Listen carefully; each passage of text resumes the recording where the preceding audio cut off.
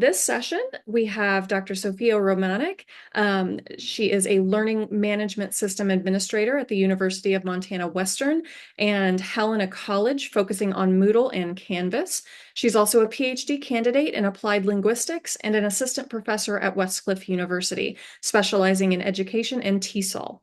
Her expertise includes digital education, curriculum development, and educational technology, highlighted by her role as a U.S. Department of State Virtual English Language Fellow. Please welcome her for her presentation on key literature insights on developing a needs analysis framework for EMI in emerging contexts. Dr. Romanic, you have the floor. Thank you so much, Dr. Gray. I'm not doctor yet, I'm just candidate Romanic, so getting there. I'll go ahead and share my screen with the slides, and then you just let me know when you'd like me to actually start. I don't know if I'm good to go for that or if you want to wait a couple minutes. Okay.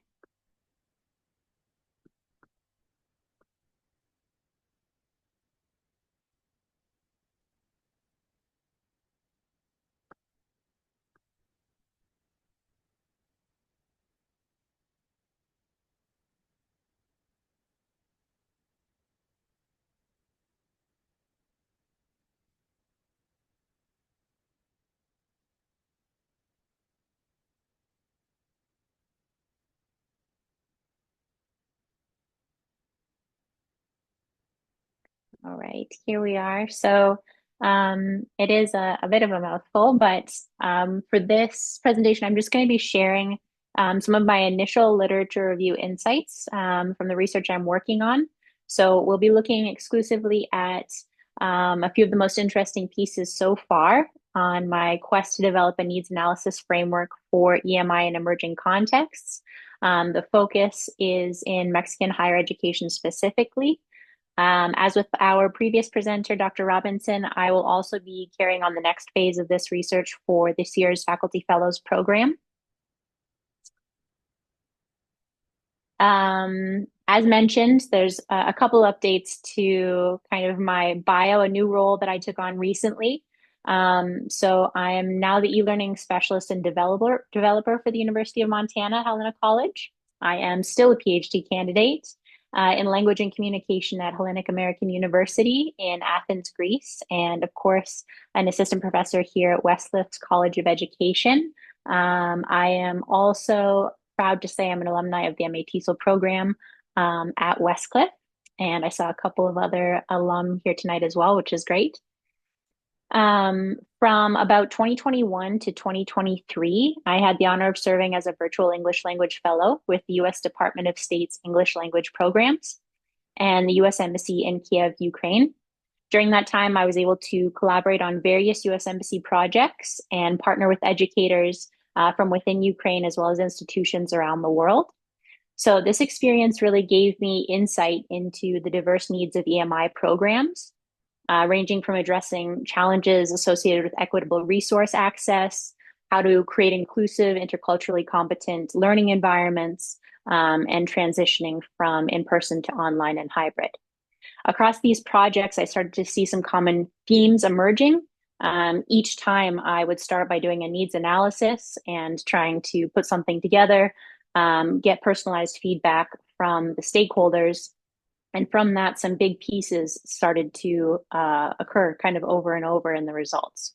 So that's really what led to my current research focus, which is developing and validating a theoretical framework that can hopefully guide needs analysis for EMI programs in higher education, specifically in emerging contexts like Mexico. While there are shared challenges across these emerging contexts, there are also really great and innovative practices from limited resource settings around the world that I think can be employed to overcome these obstacles that we see over and over again.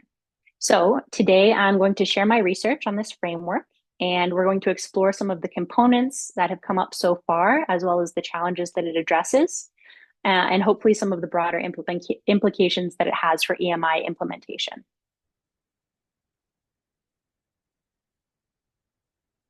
So as many of us know, English medium instruction programs are rapidly expanding around the world. This is usually driven by the need to internationalize education and to equip our students for global opportunities. In terms of EMI, Mexico is the closest proximity emerging context country to the United States. And while the demand for EMI is increasing there, the country faces several unique challenges. There are gaps in language proficiency, gaps in faculty training, and limited resource allocation to support these programs. So this research aims to address those challenges as they are fairly emblematic of many of the barriers that are faced by international EMI programs across the globe in terms of implementing and maintaining quality EMI programs in emerging context countries.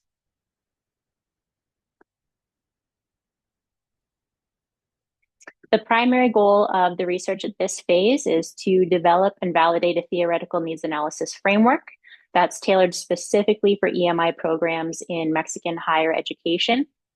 To narrow it down, the framework will focus on 4 critical components.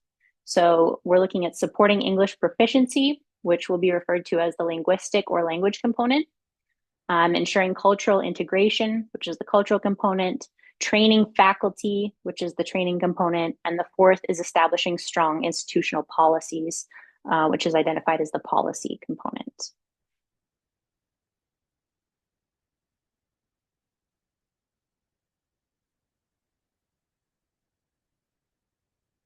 So the literature review that I did was an integrative literature review. It looked at a lot of the global EMI trends on a larger scale from some of the really well-established regions like Europe and East Asia, where we have much more support, longer standing programs, and traditionally strong proficiency in EMI. In terms of selecting the sources, I tried to focus on studies that were mainly between 2010 and 2024, prioritizing exclusively higher education studies in Mexico, if possible, or similar emerging contexts. The selected literature centers on language proficiency, as mentioned, faculty training, policy, and the cultural integration component. The selection was made to ensure that the framework's applicability to underrepresented and rapidly evolving contexts like Mexico.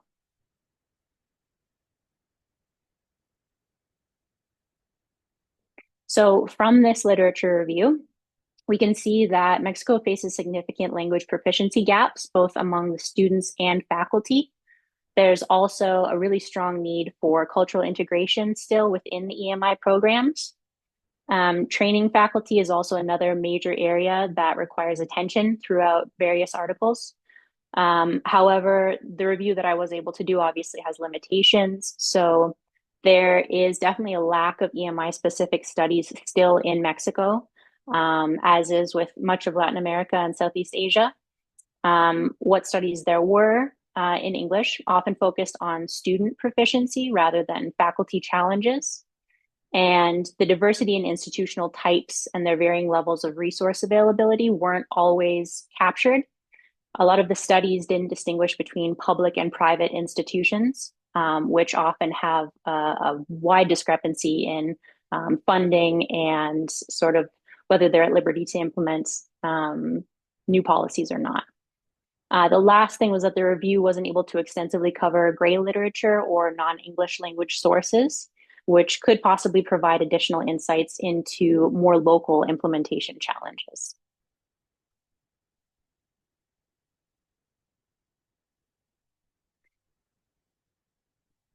So this is just revisiting the 4 main key components that the framework is based on, as well as introducing some of these transverse elements that were pulled from the literature review.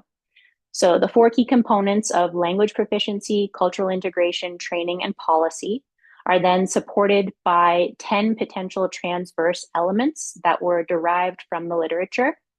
These include, but are not limited to, things like technology, faculty professional development, assessment practices, and inclusivity. The transverse elements are meant to enhance the core components and ensure that the framework can be applied effectively.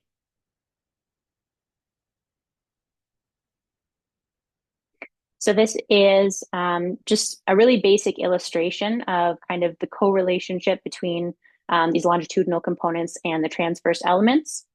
On the left, we can see linguistic aspect. So that's going to be concerns related to language proficiency and communication skills that are necessary for English medium instruction. The cultural component is going to look at issues and considerations related to cultural integration, to things like intercultural communication within the EMI setting. Training encompasses all aspects of faculty and staff training needed to effectively deliver EMI programs. And lastly, policy would include policies and regulations that would govern or affect the implementation of EMI programs in the higher ed institution. So next, we'll take a little bit closer look on the right-hand side we see here with those transverse elements. And this is just a preview. It's not fully capturing all 10 potential transverse elements, but it's a partial preview. So you can see at the top here,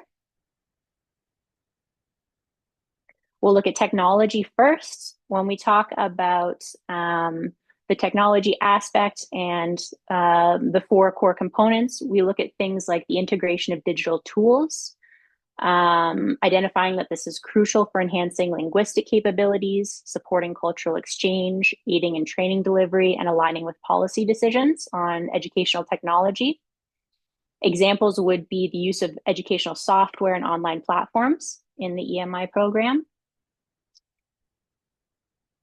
Next, we can see faculty professional development. So when we think of this and how that interacts across the spectrum, we'll be looking at ongoing professional development, identifying that it's essential for faculty training, for influencing linguistic competence, enhancing the cultural sensitivity of the faculty and students, and it's also necessarily supported by the institutional policies in place.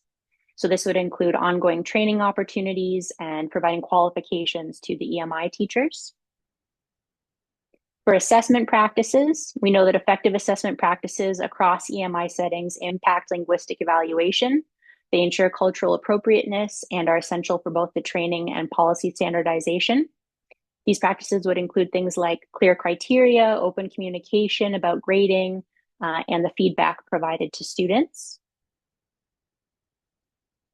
We have stakeholder engagements, engaging a wide range of stakeholders, students, faculty, community, recognizing that it's vital for policy formulation, training programs, linguistic practices, and cultural integration. So we would be looking at them being involved in decision-making processes in the EMI program. For resource allocation, this is often overlooked, but a really big hurdle in a lot of these emerging contexts. So in order for these to be successful long-term, you have to ensure that there's adequate resource distribution, supporting things like linguistic tools, cultural programs, training opportunities, and policy implementation. This would be as basic as the availability of appropriate and up-to-date textbooks, the necessary support services and learning materials in English. And then finally, we have inclusivity and community building at the bottom here. And you can see some of the ways that those would manifest in the different key component areas. So building a strong community within the EMI programs supports the linguistic practices, it aids in the cultural integration, and it helps in the policy acceptance, creating training environments. This would be activities that help students connect, help them communicate both within and across cultures embedded into the EMI program.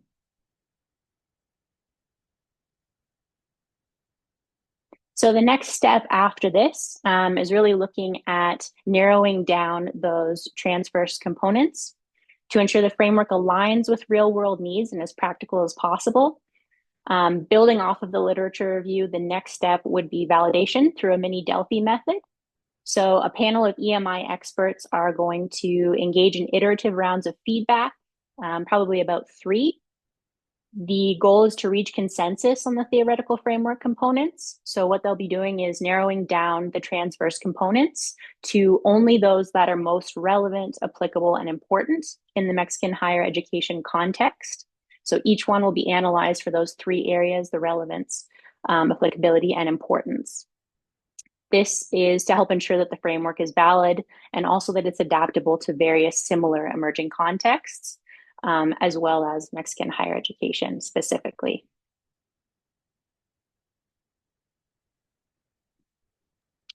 The validated framework will hopefully address key issues in EMI implementation in Mexico, such as helping to improve faculty development and supporting English proficiency.